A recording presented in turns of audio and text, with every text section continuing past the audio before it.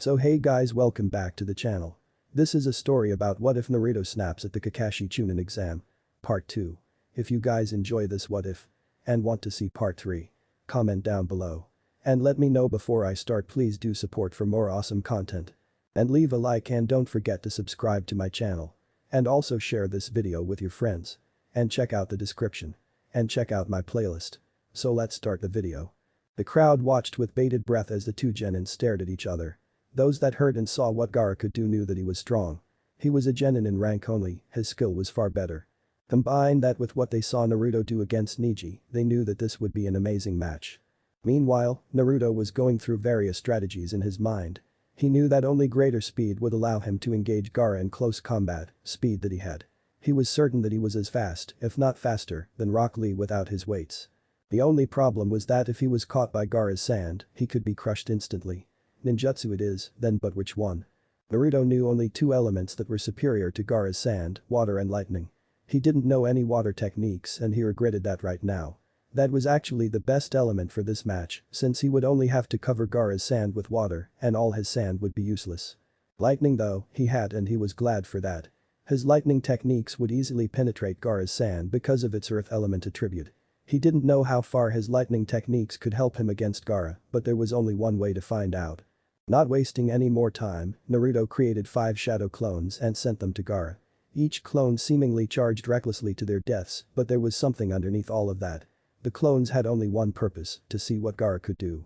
Shadow clones, besides training and spying purposes, were also great for making strategies on the spot. If you sent them to your enemy, they would send you information about your opponent's fighting style. With such information, you could easily think of a good plan to defeat your opponent. It wasn't long before the memories of his clones returned to him. Reviewing them, he noticed that they were killed rather gruesomely, which made him wince. He was surely glad that he had his trusty clones up front. The info they brought back though, was very useful. Confirming his suspicions from the preliminaries, Gaara didn't move even when his clones managed to somehow bypass his automatic defense. This proved that Gaara didn't have any taijutsu experience and that he solely relied on his sand. His control over sand was very good though, and he could use it effectively without moving a muscle. Still, if Naruto passed through his sand, Gaara was finished. Why did Naruto-kun send his clones but didn't attack after them? Lee questioned his sensei. The bright grin on his mentor's face told him that the reason was really good. That was a part of Naruto-kun's youthful strategy. You see, a shadow clone when dispelled sends the information he received back to the original. Naruto-kun used that advantage to figure out Gaara-kun's style of fighting and come up with a plan. Lee's widened eyes filled with fire and his fists clenched. Sugoi. Naruto-kun's flames of youth burned brightly while facing such fearsome opponents. What a diamond in the rough you had and you just ditched him, Kakashi, Anko spoke suddenly making everyone look at her. Sure enough they saw Kakashi standing there looking at the two genin fight. Kakashi-sensei. Sakura exclaimed upon seeing him. Where is Sasuke-kun? Sasuke is in the hospital, Kakashi replied with a sigh. It seems that Naruto's kick gave him a concussion and his nose was broken. Sakura gasped after hearing this and sent an angry glare toward Naruto. She was about to say something but stopped when she heard someone snicker. Turning around, she saw Anko holding her hand over her mouth, trying not to laugh. Too much. Is there something funny, Anko? Kakashi asked with narrowed eyes. Yes there is, actually, she said, still trying to hold in her laughter. It's funny how the dead last kicked asses of 2 rookies of the year in a day. One of them with a single kick no less. And what's so funny about that? He asked, his eyes still narrowed. It's funny because you wanted Sasuke to fight against Gaara because, as you said it yourself, Naruto wasn't ready to face him, Asuma said with a smirk. And he totally kicked his ass. Anko exclaimed with a fist raised in the air. I never thought the weak should replace the strong ones in a fight. Sasuke-kun isn't weak. Both Sakura and Ino exclaimed at the same time. Compared to the cutie down there, he is, Anko said with a bored look. Well, you chose wrong in regarding which student of yours is better, Asuma said, making others nod. Kakashi said nothing, but merely stared at the two genin or more precisely, at Naruto. How strong had he gotten? Who trained him? Lot of questions coursed through his brain, making it difficult to concentrate on the fight. One question though, was louder than others. Minato-sensei, would you be disappointed by my choices? Let's try this one Naruto thought to himself as he charged at Gaara and began a hand seal sequence. No Yaba. Several blades of wind formed around Naruto and flew straight at Gaara. Even though they were almost invisible, Gaara's sand was still raised in defense to block the blades. Naruto expected that, so he put more chakra than necessary while creating the blades, thus increasing their propulsion speed. As the blades reached Gaara, they struck the sand and, much to Gaara's surprise, they passed right through it. The attack broke down Gaara's defense and left several cuts on Gaara himself. Naruto didn't waste a moment and continued his charge, with a plan in his mind. As soon he saw the sand around Gaara crumble, he did a few more hand seals and charged his right hand with lightning chakra. Nearing Gaara, he thrust his right arm forward and slammed it into Gaara's chest. Shokugeki Mahi no Jutsu. The result of Gaara falling down paralyzed, what Naruto expected, did not happen. As soon as Naruto sent his lightning chakra into Gaara's body, the red head crumbled into sand, leaving Naruto standing alone in the clearing. "Fucking clone," Naruto muttered to himself and began to look around for his opponent. Only his well-honed senses allowed him to jump away from his current position, lest he be crushed by sand. "You are the second person that managed to pass through my defense, Uzumaki Naruto," Gaara's monotone voice resounded throughout the clearing.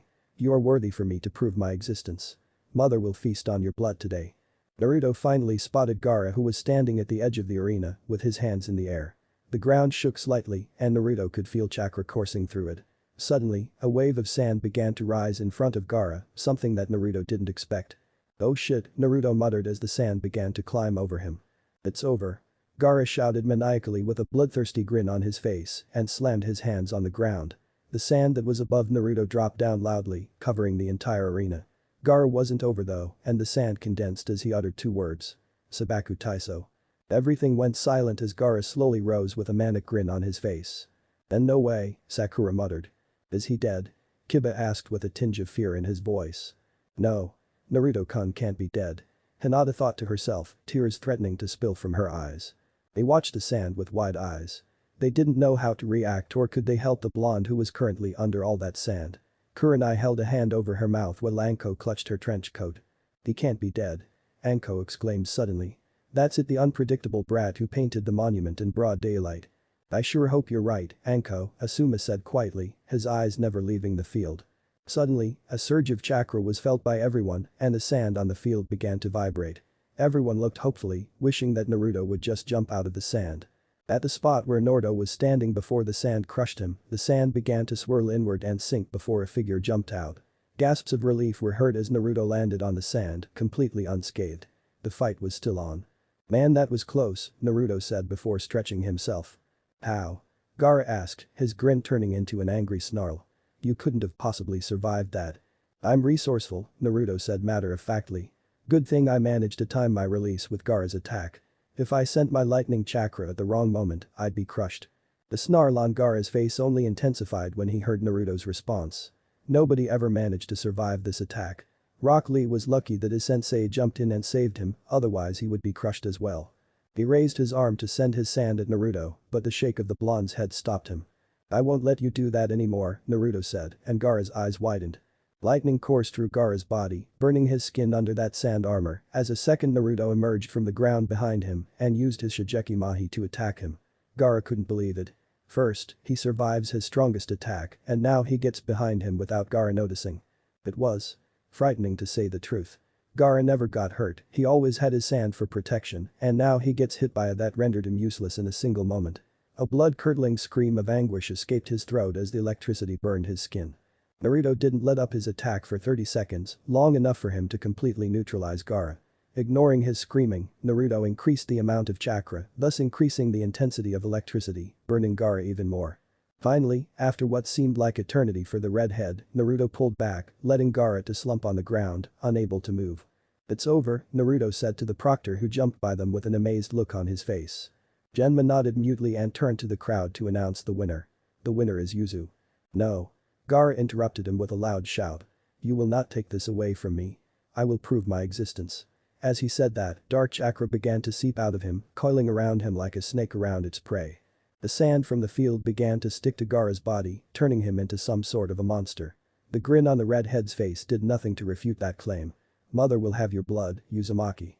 An explosion was heard at the top of the Hokage's box and shouts of anger sounded from the stands. Naruto didn't get a moment to gather up his thoughts as Gaara began to attack him angrily. So the invasion begins. Great, Naruto thought as he began to evade Gaara's attacks. Screams of fear were heard all across the stands as both Odo and Suna Ninja began to appear. No one noticed them under their transformations, and they had a perfect chance to get a drop on the unsuspecting Konoha ninja. Several weaker ninja fell immediately, but as the confusion wore off, the retaliation began. Asuma blocked a kunai swipe from an Odo ninja before using his second trench knife to cut his throat. What the hell is happening? He screamed out as two more Odo ninjas attacked him. We're under attack. Kakashi yelled as he stood back to back with Guy while they fought off Chunin ninja that attacked them. Seems like they used the Chunin exams as a cover to invade us. So youthful. Guy screamed as he kicked two ninjas away. It's pretty obvious what's happening, so shut the hell up and fight. Anko yelled as she used her snakes. Near her, Kurenai used her to disable the enemy as much as possible and give Anko more openings. It didn't take long for the experienced to clear out their portion of the stands. Seeing that the enemy around them was defeated, they regrouped around their students. Alright, listen up, Kakashi began, his voice completely serious. I will say this only once, so listen carefully. You kids will be in charge of leading the civilians to safety. What? Kiba shouted. Why can't we stay and fight? Because we are fighting already, Asuma replied. And we need someone to get the civilians to safety. Ino, Choji take the left, Hinata and Kiba will take the right, while Sakura and Tenten help here. Lee, you're to get to safety with the civilians, alright. Lee nodded, somewhat reluctantly, but a look on his guy's face reassured him. The other genin also nodded, and they spread out to begin helping civilians. Now alone, they looked at each other and nodded, knowing full well what they needed to do. Up above the Hokage's stands, a giant purple barrier formed with 4 Odo ninja at each corner being the creators. Inside, the Kazukiage held Sarutobi with a kunai to his neck, yet the old Sarutobi wasn't afraid at all. What is the meaning of this, Kazukiage? Sarutobi asked calmly, although seething slightly inside. He couldn't lose his temper now though. Oh, I'm sure you know what's going on right now, Hokage Dono. Or should I say, Sarutobi-sensei, the Kazukiage replied, his voice changing towards the end. Orochimaru, Sarutobi noted, was not really surprised. Danzo was correct after all. Why am I not surprised that the snake is behind this? Kukuku, it's marvelous though, Orochimaru replied as he ripped off the mask of his face, along with the fake skin to reveal himself. Pale skin and slanted yellow eyes that many knew and feared. Look at all the destruction that spreads around. With only a few words I manage this. Sarutobi looked around and saw what his former student mean. Everyone was fighting and in the distance he could see 3 giant snakes destroying the village walls. It was almost terrifying how everything went to hell in mere moments. So you're after my head then, I guess, Sarutobi said. Precisely, Orochimaru said with a sick grin before he jumped back to avoid a kick. His sensei was now standing in a stance wearing his battle armor. Kukuku, it won't be as easy as I thought, right, old man? I will do what I should have done all those years ago, my old student. I will end your life today, Sarutobi said with finality as he stared his student down. I better call in for reinforcements then, Orochimaru said with a smirk. Making several hand seals, he slammed his hands into the ground. Kuchius. Ito Tensei. One by one, 3 coffins began to rise out of the ground.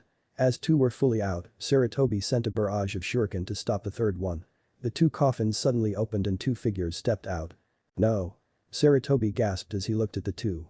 Kukuku, say hello to your predecessors, Sarutobi-sensei, Orochimaru said with a smirk as he motioned at the 2. Senju Hashirama and Senju Tobirama stood in their full dead glory as they looked around. Only real evidence that they weren't really alive were the cracks across their faces and black sclera in their eyes. So someone finished this technique, Tobirama said gruffly. I told you not to create this technique, little bro, Hashirama replied with a whine. See what happened now? Shut up Hashirama, Nidim said, annoyed. Hashirama-sensei, Tobirama-sensei, Sarutobi said quietly. I really hoped we wouldn't have to meet again like this. The 2 heard him and looked at him. Saru-kun. Is that you? Hashirama asked with a grin. Man, you grew old. Before Sarutobi could reply, Orochimaru slipped 2 kunai with strange notes attached into the necks of the dead Hokages. The blades sunk into their necks as Orochimaru smirked. I will not be the one to kill you today, sensei. They will. You despicable monster. Sarutobi growled. Orochimaru only smirked as he sent his puppets to attack. As the confusion and panic spread across the village, Naruto could only stare in shock at the grotesque sight in front of him. Standing taller than before, Gaara's physical appearance was upgraded with a pair of huge sand arms. He also had a huge sand tail on his back. He looked like some kind of a monster, and the bloodthirsty grin on his face didn't calm Naruto at all. I will have your blood, Uzumaki. Gaara screamed out as he lunged at Naruto, who barely had time to evade, not expecting Gaara's increase of speed. Jumping back, the blonde sent several wind blades at his opponent, which did nothing more than enrage him further. So that's the power of the Ichibi, Naruto thought to himself as he avoided Gaara's arm thrust. Stay still so I can kill you. Gaara screamed, attacking again, but he missed. No can do, Naruto replied before sending a barrage of shuriken at Gaara. The shuriken were blocked as Gaara raised one of his huge arms to intercept them. Why don't you just calm down and let's talk about this? Gaara ignored the joking question as he lunged at Naruto again, however he found himself unable to move. Looking back with a growl, he saw Shikamaru holding him back with his shadow. Before he could even think of breaking free, a swarm of insects covered his body. Naruto, you okay? Shikamaru asked, straining to hold Gaara as Shino appeared beside him. Shikamaru? Shino? Naruto asked in confusion as he saw the two. What the hell are you doing here? Get away before you get hurt. Shikamaru shook his head. We came to help you, you idiot. You can't fight this monster alone. God damn it, Shikamaru. He's too dangerous for you. Get out before you. His speech was interrupted when a gust of sharp wind passed through. He managed to jump away, but he soon had to block a blade with a kunai. What the hell? Expecting a person, he was confused to see a wooden puppet in front of him. He raised his leg for a kick, the puppet suddenly backed away. Following its movements with his eyes, he saw it stand back beside Kankuro and Temari. 3-on-1 doesn't seem so fair now, Kankuro said with a smirk. Damn, Naruto growled. Shikamaru, Shino, deal with them and leave Gaara to me. Shikamaru didn't like it, but Naruto had a point. They couldn't focus on Gaara with the two new arrivals on the scene. Fine, but don't get yourself killed. Yeah, Naruto waved him off as Shikamaru released his shadow. Just make sure to fight away from here. This is going to get ugly. Shikamaru and Shino looked at their opponents and nodded. The Suna siblings didn't like it, but they knew that Gaara wouldn't hesitate to attack them. The four soon filed out of the arena looking for a safer place to fight. Now that he was alone with Gaara again, Naruto prepared himself for the fight. Gaara was still covered by insects, but they began to die one by one from the corrosive chakra. Soon they were all dead, dropping on the ground and revealing Gaara again. He looked the same as before, only now his legs were encompassed in sand. The manic grin was still on his face, and he began to drool slightly. You're dead, Uzumaki, Gaara said with a growly voice. Mother will enjoy your blood. Naruto frowned. Gaara seemed to be getting stronger with every moment that passed. If he didn't stop him soon, he would turn into a fully formed Shukaku, and it would be even more difficult to defeat him. Sending chakra to his glove, he activated a storage seal inscribed in it, and a sheathed sword appeared in his hand. Unsheathing the sword, he held it tightly in his right hand, while the sheath was in his left in reverse grip.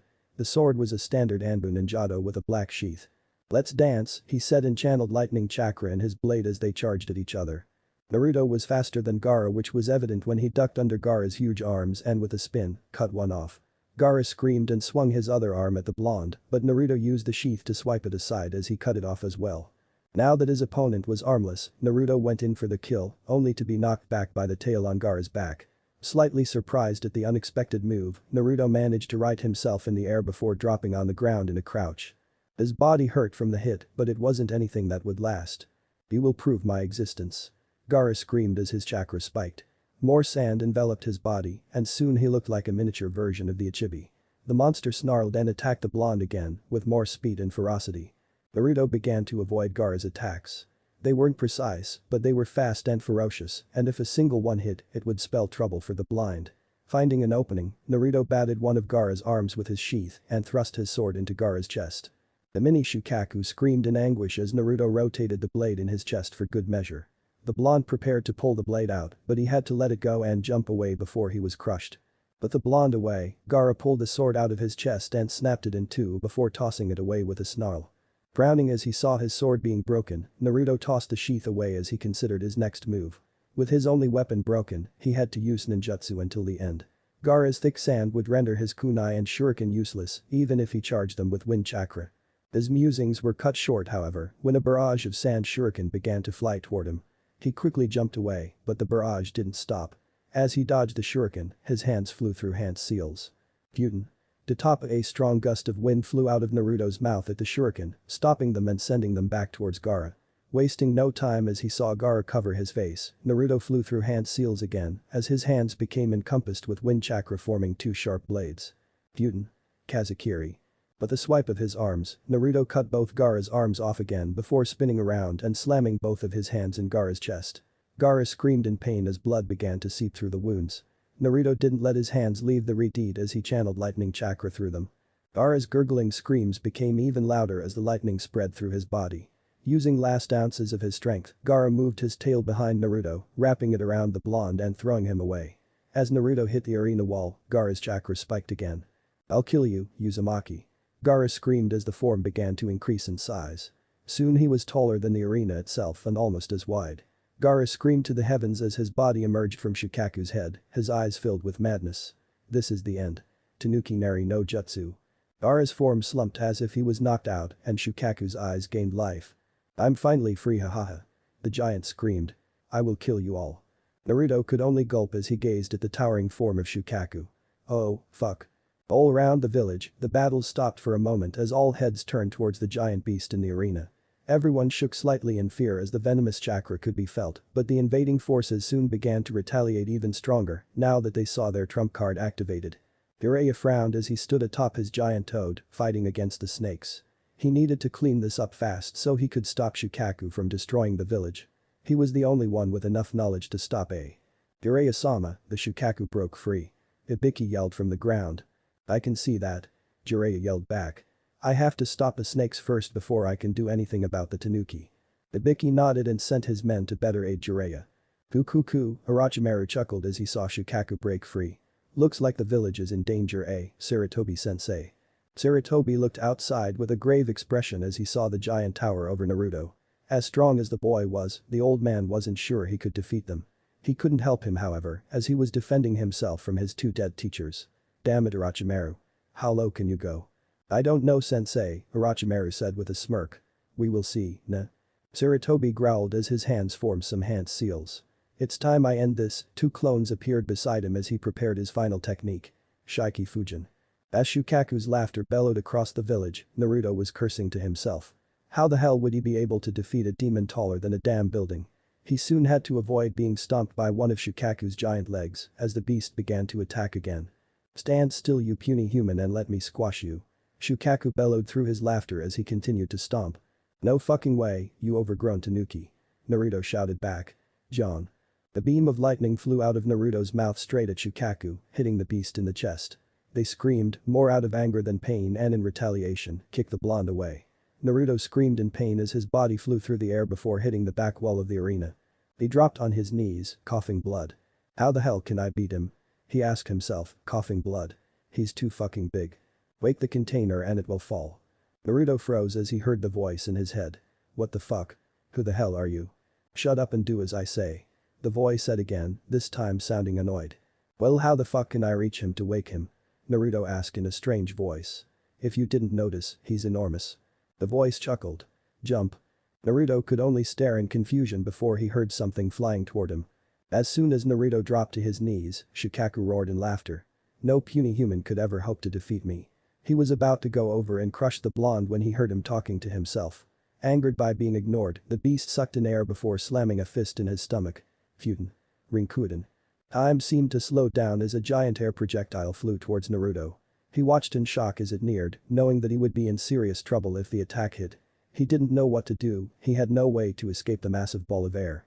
It was then that a warm chakra filled his system and his eyes turned red. It seemed like he was on autopilot as he jumped over Shukaku's attack and began to run towards him along the arena wall. His speed was frightening and he was sure he could never run this fast before. His eyes were focused only on Gaara's sleeping form as he mindlessly avoided any attack Shukaku sent at him. "Stand still, you human," Shukaku raged as he couldn't hit the blonde. He also felt a slight chill as the chakra the blonde possessed seemed very familiar. Naruto however did not stand still, nor did he stop when Shukaku's arm slammed right where he was standing a moment ago. Using his momentum, he jumped on the outstretched arm and began to run towards Shukaku's head. Another arm came crashing down on him, but he easily evaded it and continued his run. As he began to run along Shukaku's head, sand began to latch onto his legs. He quickly channeled lightning chakra in his legs to stop the sand from grabbing him. After what seemed like eternity, Naruto found himself on top of Shukaku's head. Wasting no time, he jumped towards the sleeping boy and kicked him in the head. "Wake the fuck up." "Nuo." Shukaku screamed as he realized that Gaara was awake. His entire body began to crack until it fell apart fully, sending the two boys to the ground. The two fell hard, hitting the ground several times before they stopped in place. Naruto grunted in pain as he slowly rose to his feet. His right arm broke from the fall, and it hung limply on his side. He felt so much pain at the moment that he could barely walk, yet he couldn't stop now. He slowly began to walk toward the still prone Gaara, who managed to look up and saw the blonde approaching. "Stay away." Gaara screamed in fear as Naruto neared him. I won't die. I can't. I have to prove my existence. You idiot. Naruto roared, effectively shutting the red-haired boy up. How will killing prove your existence? If you kill everyone around you, there will be no one to acknowledge that you exist. You will be alone, which will be like you don't exist at all. What are you talking about? Gaara asked in panic. Proving your existence means you have people around you who acknowledge you and care for you. People you fight for until your last breath, those you would never hesitate to protect, Naruto said honestly. If you surround yourself with people like that, you will prove you exist. Is that why you're so strong? Gaara asked, somewhat confused. The blonde nodded. There are some people in this village for whom I'd give my life without second thought. And the will to protect them makes me push myself harder so I'm strong enough to protect them, Naruto then gave him a small smile. Find your precious people, Gaara, because being alone won't give you strength. Gaara could only nod dumbly as he heard Naruto's words. He was still mostly confused about what the blonde was talking about, but he was going to find out exactly what he meant. Suddenly the blonde was swept away by a sharp gust of wind which sent him directly into the arena wall. Seconds later, Temari and Kankuro appeared and grabbed Gaara before running away with him. As they carried him, Naruto's words rang in his head and Gaara allowed a small smile. Temari, Kankuro, I'm sorry, he said stoically, although a hint of remorse could easily be picked out. The two looked at him in confusion but nodded nonetheless as they approached the walls of the village. Naruto meanwhile dropped to his knees again. He was covered in cuts and his clothes were almost ripped to shreds and completely bloody. With a final bout of strength, he looked up and saw Shikamaru and Shino running towards him. As he dropped on his face he could only hope Gaara understood his words. It was 4 days later that the blonde finally woke up to the familiar smell of antiseptics. Those that knew him were confused as to why the blonde slept so long. He usually jumped back up a day later, 2 days at most. However, they didn't know what he was up to for the last month and they didn't know that he barely slept during his month's break. En route, he slept 2 to 3 hours at best and he stopped training the moment he had to go to the arena. Had a fight with a prodigy genin and a giant and the blonde was utterly exhausted. Now that he was awake though, he groaned as his stiff muscles tried to move. He was also very annoyed at the location he woke up in. With some effort, he sat up on his bed and pulled out the infusion tube from his arm. Looking around, he noticed he was alone in the room and he couldn't find his clothes. Sighing, he dropped back on the bed and waited. Someone was bound to come in sooner or later.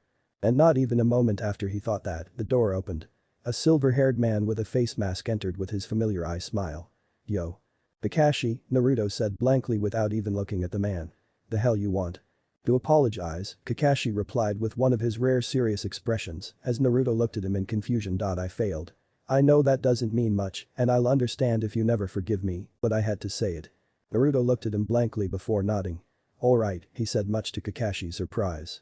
Now get me some clothes, I want to leave this place, he added with a grunt. Kakashi looked at him for a moment before he smiled. I'll run to your place and bring you something. Naruto shook his head. I've grown out of my old clothes. I'm going to have to buy new ones, he said with a grumble. Alright, I'll buy you something.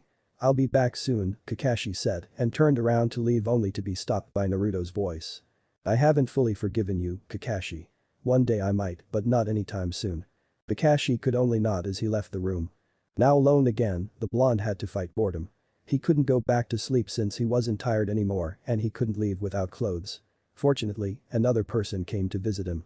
You're finally awake, Shikamaru said as he sat on a chair by the bed.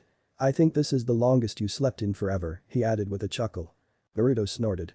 Yeah, I usually don't fight huge monsters. So what happened after I blacked out? Shino and I brought you to the hospital. It was pretty calm for them because the enemy began to flee as soon as that giant tanuki disappeared, Shikamaru said as he tossed an apple to the blonde before taking a bite of his own. Casualties? Naruto asked, biting his own apple. Minimal civilian and shinobi casualties, Shikamaru replied. Also, Hokage-sama. Naruto almost choked on his apple as he heard that. The old man died. He asked in shock. Who killed him? Orochimaru of the Sannin. He trapped Hokage-sama and somehow defeated him. No one knows how, Shikamaru said. Damn, Naruto cursed. The old man was one of the rare people Naruto respected and hearing that he died was a heavy blow to the blonde. What's going to happen now? The council will choose a new Hokage.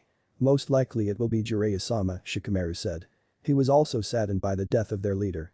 Naruto nodded. How are the others? They're alright. Most of them went to protect the civilians so they didn't fight.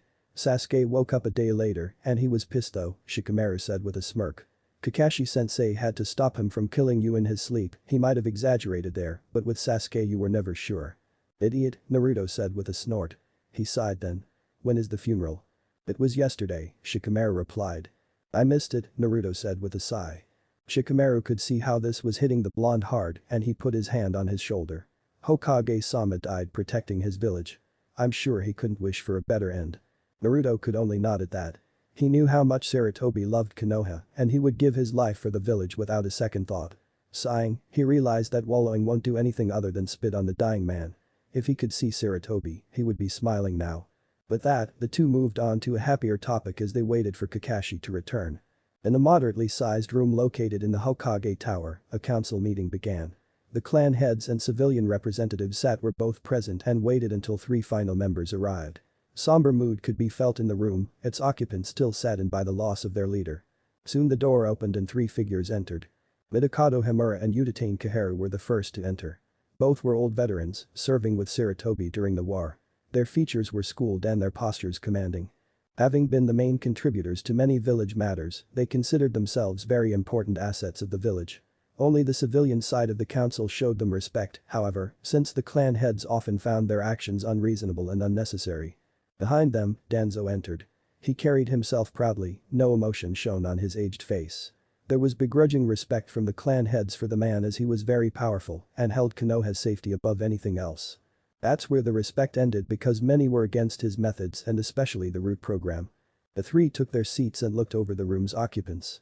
Seeing that every council member was present, Midokado Himura stood up. Let us begin the meeting, he began, shuffling papers in his hands. There will only be one topic today. We are going to choose Godame. Everyone stiffened, but no one said anything. Not everyone wanted to go through with this so fast after Sarutobi's passing, yet they knew that it was necessary. Having a village without a leader at a crucial time like this could lead the village to its doom. We have already asked Jiraiya, but he declined and set out to find any rumors of an attack from our enemies, Himura continued. Jiraiya, however, nominated Tsunade for the position. Nara Shikaku nodded from his seat. That would be an acceptable choice. Tsunade-sama is a powerful and respected kunoichi trained by Sarutobi-sama himself. There were several more nods of agreement, but a strong commanding voice decided to interrupt. I disagree with that decision, Danzo began from his seat.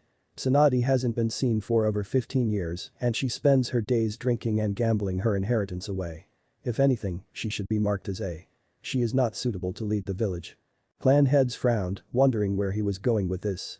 Their frowns deepened as they saw several civilians nod in agreement. Himura and Kaharu also looked like they agreed with the man. Who would you suggest then, Danzo-sama? A civilian asked. Danzo stood up. I nominate myself for the position of the Godame Hokage. No one seemed surprised at that. It was common knowledge to anyone who knew Danzo that the man wanted the Hokage position for years. After the Kyuubi attack, he failed in his endeavor because Sarutobi was alive, but now there was no one to prevent him. The civilians, along with Himura and Kaharu, were all in favor of the idea and the clan heads couldn't do much. Even if they rebelled against a decision, it would only endanger the village in the long run. Very well then, Himura said with finality. As of today, the Godame Hokage is Shimura Danzo. Danzo stood up, barely concealing his smirk and bowed slightly to the others in the room. The civilians read it as a sign of thanks, but the clan heads knew what he meant. He was finally in charge. Straightening himself, Danzo addressed the room. The meeting is adjourned. Tomorrow morning we will meet again to discuss further problems. People began to file out of the room silently, some nodding to Danzo while some ignored him. Now left alone with the 2 elderly council members, Danzo motioned to follow him to his new office. The 2 walked behind him quietly and they reached the office within minutes. Sitting himself in the Hokage's chair with a smug expression on his face, Danzo looked at the 2 members. Send someone to collect the genin who participated in the exams, he said. The 2 nodded and left in a hurry, leaving Danzo alone to revel in his victory. His victorious smirk didn't leave his face for hours. Naruto awoke with a groan, hearing the louder than normal knocks on his door. Tiredly, he sat up and swung his legs off the bed before shaking his head, his long hair flailing wildly. He stopped and yawned before standing up and slowly walked to the door. Opening it, he came face to face with a cute brown-haired girl wearing a standard Konoha uniform with a flak jacket who blushed brightly the moment she saw him. He looked at her in confusion before he realized he was only wearing boxers and he chuckled lightly. Hey what can I do for you? He asked, scratching his cheek. Regaining her composure the girl gave him a small smile. Hokage-sama has requested your presence. Hokage? Is this some kind of joke? He asked with an angry frown. The kunoichi shook her head. It is not a joke, Uzumaki-san. Shimura Danzo was elected as the Godin this morning. They announced it to the village 2 hours ago. Still frowning, he realized that he slept in pretty late to miss the announcement. Nodding to the kunoichi, she smiled and left while he closed the door and went to get dressed. As he put his clothes on, he mulled over the information he received. Danzo is the Hokage. Sarutobi was probably turning in his grave. Finally dressed, he looked himself over. He was wearing a black sleeveless shirt with a face mask attached, black pants and black knee-high shinobi sandals. A pair of Anbu-style fingerless gloves donned his hands and a dark red sash was wrapped around his waist. His forehead protector was wrapped around his forehead and he tied his hair into a ponytail, leaving 2 bangs to frame his face. Strapping his pouches, he nodded to himself and walked out of his apartment. As he jumped over the rooftops, he glanced down at the streets. When he left the hospital to buy himself some new clothes, he received many looks of respect from the general populace. He was greatly surprised when the shopkeeper greeted him warmly and even helped him pick out his new clothes.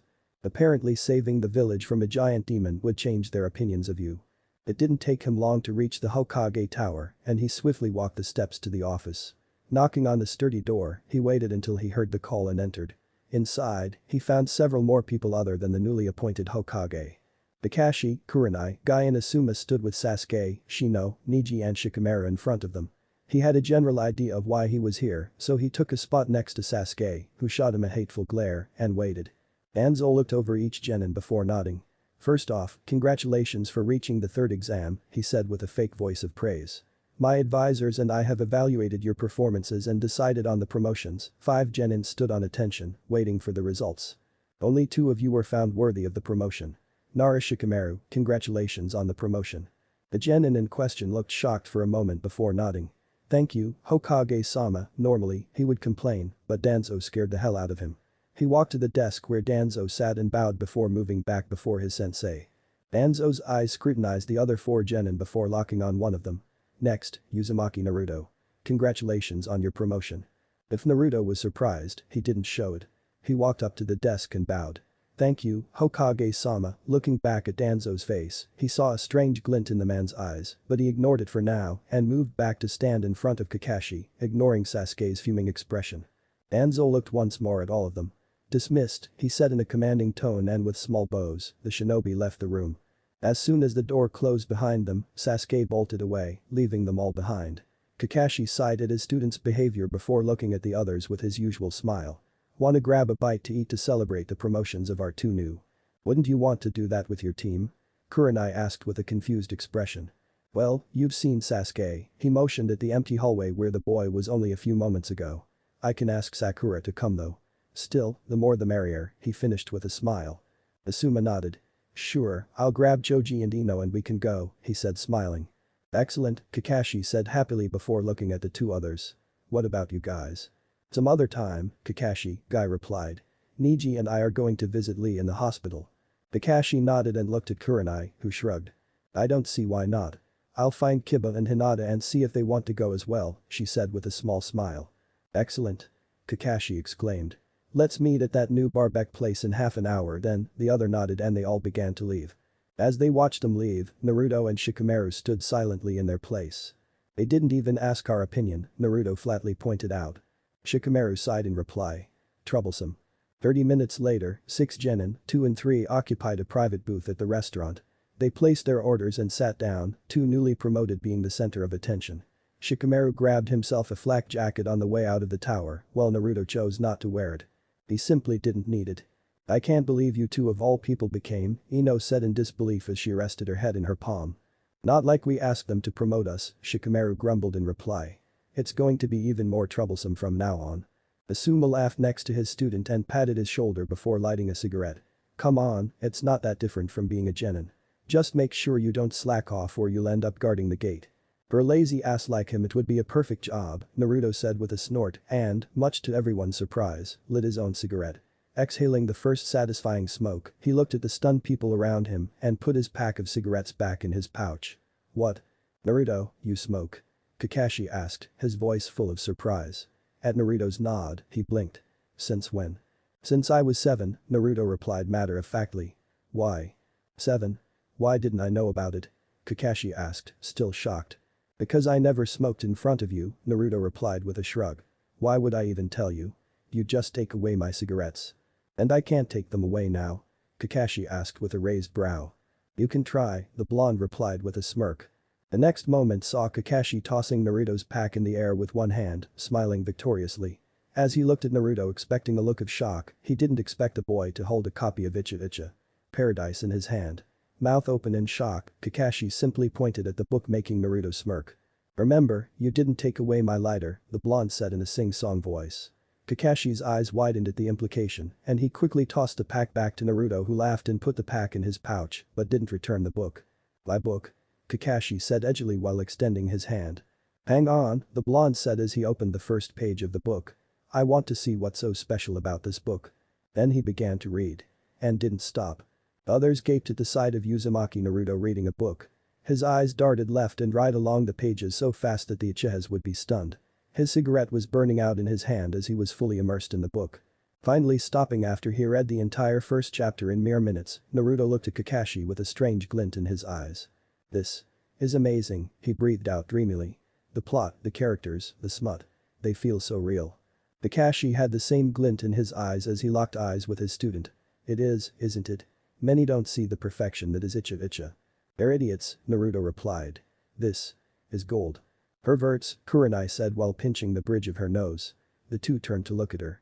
All men are perverts, Kurenai-sensei, Naruto said. Some are just too afraid to show it, so Kakashi finished.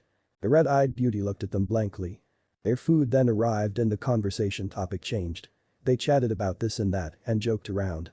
The girls talked to Hinata mostly after she woke up from passing out after hearing that her Naruto-kun was no longer innocent. Several hours passed in a flash and soon they began to leave as the sun began to set. With final goodbyes, everyone went their own way. Next morning saw Naruto standing before Danzo. He was quite surprised when an Anbu member woke him up, saying the Hokage requested his presence. He didn't know what Danzo had in store for him, so he quietly stood under scrutiny of Danzo's only visible eye. Uzumaki, I have a mission for you, Danzo said in a commanding voice. Naruto's eyes widened slightly. A solo mission? He asked in confusion. But I'm only a freshman. Wouldn't I have to take missions with a team? Normally, that would be the correct procedure, Danzo began as he clasped his hands together. But this is a delicate mission for only one man, and I have full trust in you to complete it. Naruto didn't believe Danzo's praising tone for a moment, but he didn't really have a choice. Very well, what is the mission? We have received information that a group of enemy shinobi made camp a few miles north of Konoha. Your mission is to scout the area and, if you feel you can, take out the enemy, Danzo related to the blonde. The primary mission is simple scouting and a team would only slow you down if you needed to run. If you need more information, read this scroll, he finished and tossed a scroll at the blonde who deftly caught it. Naruto opened the scroll which contained the location of the possible enemy camp and skimmed through the contents before rolling it up and placing it in his pouch. I'll leave immediately then. Danzo nodded stiffly. Dismissed. With that, the blonde turned around and left the office. No sooner than he left, a single figure dropped from the shadows, getting on one knee in front of the desk. Are you sure this will work, Danzo-sama? The man asked without emotion. No, Danzo replied. I can only hope it will. Fu, take Torin and prepare for plan B, just in case it does fail. As you wish, Danzo-sama, the now revealed Fu said before disappearing again. Danzo was left alone again, hoping his plan would bear fruit. Naruto jumped through the trees as he traveled towards the possible enemy location. The map pointed at an old monk temple that was abandoned a long time ago and was left to rot. Barely anyone knew it even existed, so it was a perfect spot for an enemy camp to spawn. Slowing his jumps as he neared the temple, Naruto stealthily dropped to the ground and skulked through the last line of trees. Peeking out, he spotted the temple, or what remained of it. It was more of a ruin than a temple, as many parts were caved in and the surrounding trees began to cover the still standing walls. What bothered him, though, was that it was strangely quiet. He expected at least some signs of enemy activity, but nothing showed. It looked like no one was here in decades. Sneaking around, he spotted an opening in the side of the temple and moved towards it. Getting directly beneath it, he jumped and latched onto the ledge before pulling himself up. Peeking out carefully, he looked around the moderately sized chamber. Whatever beauty of monks' creations was there before, laid in ruins now. Once beautiful statues, now were broken and scattered around, filling the room as debris. Apart from that, it was empty. No signs of activity whatsoever. Was Danzo's information wrong? Jumping down in the chamber, he quietly walked around, trying to spot anything. He didn't see anything, however, and stood up with a sigh. Turning around, he took a first step towards the broken doors of the temple, but a slow clapping froze him in place. Turning around a split second later with a kunai in his hand, his eyes landed on a familiar man with silver hair and a pair of round glasses on his face. "Hello, Naruto-kun," the man said with a smile. "I'm glad to see you again. You certainly look different." "Kabuto," Naruto snarled in response, his grip on the kunai tightening. "I certainly didn't expect to see your traitorous face anytime soon." The man only laughed. "Me neither, trust me. But an interesting request came to my master and we didn't have the heart to reject it." He finished with a cold smirk. "What request?" Naruto asked edgily. He didn't think for a second that Kabuto was here alone, but he dreaded who was accompanying him. "Oh, I would love to tell you," Kabuto smirked. "But I think my master would love to be the one to do it." Naruto's blood ran cold as another familiar figure began to rise from the ground. Black hair, white skin and yellow slitted eyes that belonged to only one man. No, to a monster. Orochimaru stood in his full, disgusting glory, smirking down at the blonde. Even with his arms looking dead, he was still as terrifying as he was back in the forest of death. Naruto gulped and raised his kunai slightly, feeling that his chances of escape were practically non-existent. "Hello, Naruto-kun," Orochimaru began with a sinister chuckle. "It warms me to see you again." Naruto said nothing as he stared at the bigger threat of the two. He knew he couldn't defeat him even in his weakened state. The man was simply too powerful for him to do anything. And with Kabuto here, Naruto was sure he wouldn't be leaving this place alive. "Kukuku," Orochimaru chuckled. "Staying quiet I see. No matter, I'm here to speak anyway," he said in a mocking tone. "I'm sure you're wondering why we're here. Well, our old friend Danzo wanted us to pay you a visit." Naruto's eyes widened, but before jumping to conclusions, he fished for more information. "Explain," he said with a threatening voice which only made Orochimaru chuckle more. "I don't know if you were aware, but Danzo was after you from the moment the Kyuubi was sealed inside you. He always wanted you under his thumb, a perfect weapon at his disposal," Orochimaru began, smirking at the unease in Naruto's eyes. "However, Sarutobi-sensei made sure that his old fingers never wrap around you. But with him dead, Danzo wants you. And that's where we come in." Naruto was now feeling even more uneasy. Danzo was behind this. And he wanted him, as a weapon.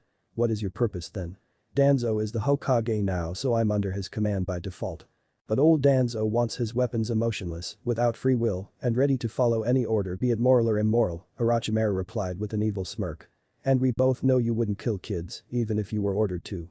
So we are here to wipe your mind clean and bring you back to him so he could mold you to his wishes." Naruto was growing more uneasy with each word that came from Orochimaru's mouth. "You know I'm not going down without a fight?" he asked, trying to sound stronger than he felt, but his tone betrayed him. "Oh I know," Orochimaru replied with a smirk. "That's why Kabuto is here. I decided to let him have some fun with you before he brings you to me." The blonde's eyes widened slightly, which the snake man noticed. "You didn't think I would be interested in you enough to stay here?" "Kukuku, I'll see you in a bit, Naruto-kun." But the final round of menacing chuckles, Orochimaru sunk into the ground, disappearing from the scene.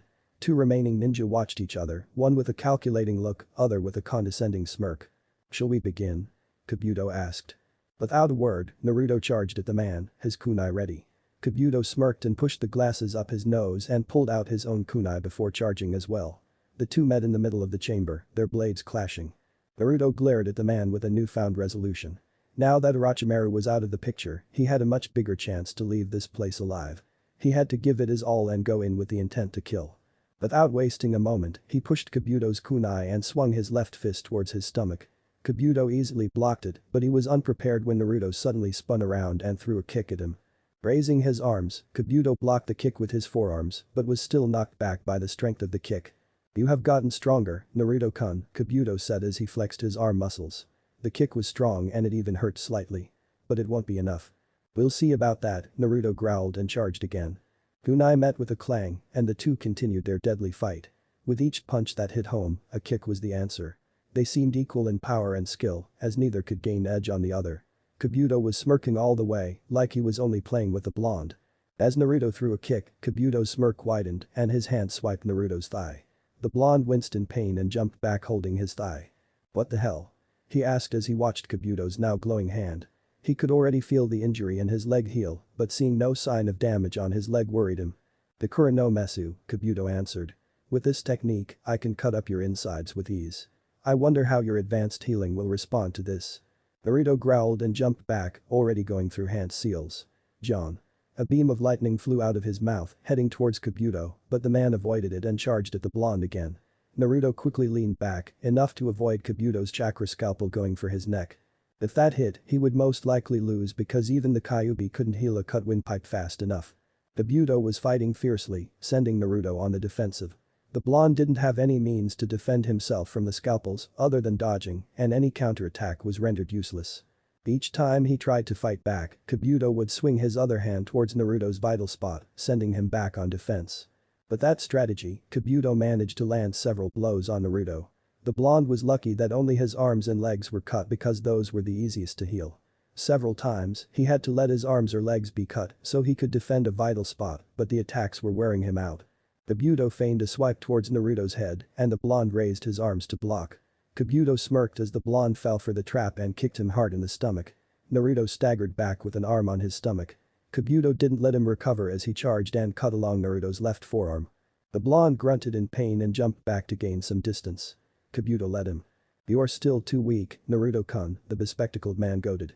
"Why not surrender and come peacefully him?" "Never." Naruto growled. He had to finish this fast or he would lose. Kabuto could use his chakra scalpels to slowly cut him up and wear him down. A plan was forming in his head, risky but doable.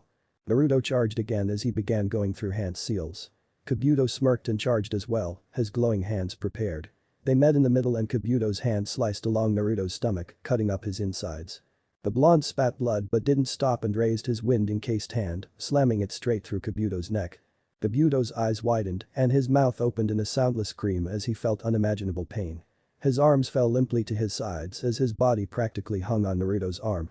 He gazed at the blonde with disbelief, realizing now that the opening was intentional. If he could, he would curse, but he could do nothing but watch as life slowly drained from his eyes. Naruto lowered his arm, letting the now dead Kabuto slide off it. The body hit the ground with a thud and the blonde staggered back. With the rush of the battle over, he could fully feel the pain in his body. He didn't know the extent of the damage Kabuto dealt him, but he was sure it wouldn't heal anytime soon. Gathering the last ounce of his strength, Naruto ran out of the temple, moving as fast as he could. He had to escape while he had the chance. Danzo frowned as he read the small note that a snake brought him. Kabuto has failed, and Naruto probably knew that he was behind this. He had to act fast if he ever hoped to have the blonde under his thumb. He waved his hand, and an Anbu appeared before him. Gathering them for a meeting, he commanded, and the Anbu ninja disappeared to send a signal for them. Waving again, another Anbu appeared. Danzo nodded silently, and the ninja disappeared with a bow. Standing up, he began walking towards the meeting room. It was time for Plan B. Few minutes later he opened the door of the meeting room and entered. Standing before everyone in Konoha, Danzo cleared his throat and began. "We have recently found evidence that Orochimaru had one more inside man in Konoha," he began and then stiffened. They all knew that Kabuto was a traitor, but no one thought there was another. "The traitor is Uzumaki Naruto." Whole room gasped in shock. Angry shouting began the next moment as those who still doubted the blonde started to call for his execution. Danzo yelled for them to shut up and they did, albeit reluctantly. "Hey, are you sure about that, Hokage-sama?" a shocked Kakashi asked. He couldn't believe that his student was a traitor. He wouldn't believe it. Naruto was always loyal to the village and his friends. He could never betray them. "We have been suspicious for a while," Danzo began. "I sent Anbu to search his apartment and they found several scrolls signifying Uzumaki's connection to Orochimaru. There were also notes on Konoha's defenses and patrol routes, as well as a note of a meeting taking place today. Uzumaki left on a mission this morning, probably as a cover to meet with Orochimaru." Kakashi stood silent in shock as he processed this information. Several others also couldn't believe what they were hearing. They all looked at Danzo, hoping it was a joke, but they knew the man enough to know that he never joked. "You are to leave at once and find him. Bring him alive," Danzo finished. Seconds later, the room emptied as they began their assignment. Danzo was left smirking to himself. This plan would surely work. Naruto finally stopped after running for several hours. He was weak and tired and dropped on the ground as soon as he stopped. His insides still didn't heal completely and the pain was still there. Wheezing slightly, he looked around to see if he had anyone on his trail, but could spot no one. Sighing in relief, he let his head drop. He had no idea what he should do now or where he should go. He was sure Danzo would do something to him as soon as he returned to the village and in his weakened state, he couldn't do anything to prevent it. He had to rest and heal before he could do anything. He was sure he would pass out any moment now. He cursed as he knew how risky it would be and how anyone could find him here, but he could do nothing as his eyes began to drop. A ruffle of leaves grabbed his attention and he heard someone the moment before he passed out. Well, what do we have here? Thanks for listening. I hope you enjoy it. If you want the next part of this video, turn on that bell notification. Like, subscribe and comment down below. And also check out the others videos I have created and enjoyed it. See you guys next video.